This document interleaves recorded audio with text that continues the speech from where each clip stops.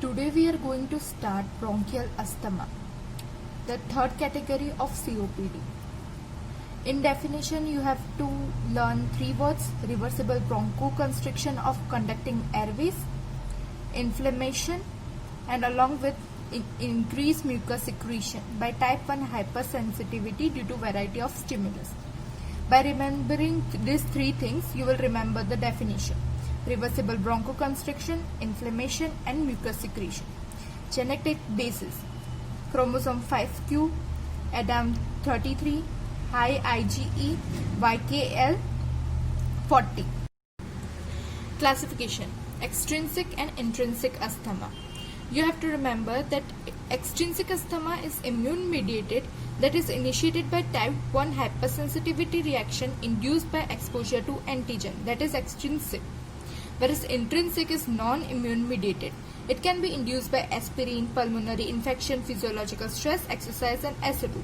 Age of onset: here is childhood and here is adult.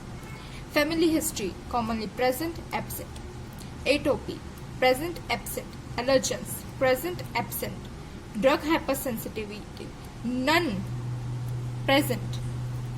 Serum IgE: increased, whereas serum IgE in intrinsic asthma is normal. This is important. Associated chronic bronchitis as well as nasal polyps are absent here, whereas present in intrinsic asthma.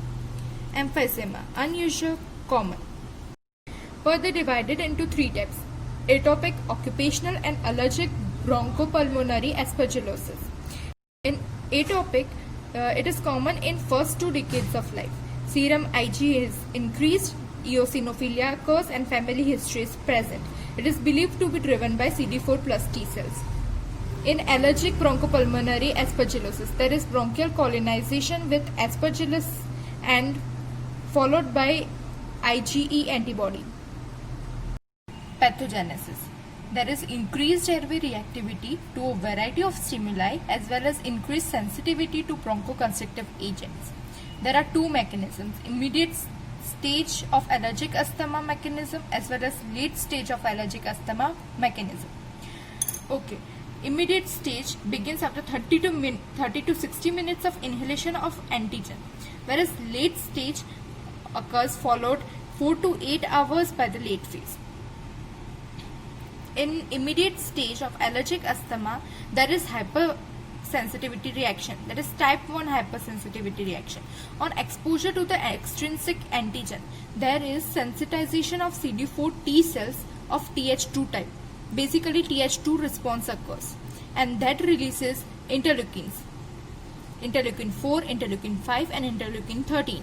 Interleukin 4 is mainly produces B cells, and B cells produces IgE, which will activate mast cells, and that will produce prostaglandin D2, leukotriene C4, D4, platelet activating factor, histamine, tryptase, and kinase. These are all mediators. Interleukin 5 will leads to eosinophil increase. Interleukin 13 will lead to high mucus production. Antigen enters the mucosa and release of mediators by the activation of mast cell and eosinophils occurs here. Mediators causes bronchospasm, increased vascular permeability, and increased mucus production. In late stage of allergic asthma, cellular phase, that is recruitment of leukocytes, basophils, eosinophils, and neutrophils occur. Two effects are seen. First, additional mediators activates mast cell and intensifies initial response. The second effect is it causes epithelial damage, decrease nitric oxide, and airway always hyper response. There are two types of reaction: early reaction and late reaction. The antigen exposure is needed all the way continuously, whereas here the continuous antigen exposure is not required.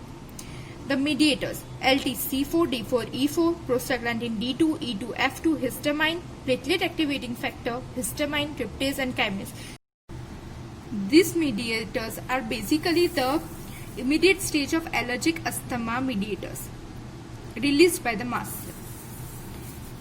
In the late reaction, the mediators are LTB4, interleukin 4-5, eotaxin, eosinophilic and neutrophilic chemotactic factors, MBP, that is major basic protein, ECP, eosinophilic cationic protein, TNP and PAF.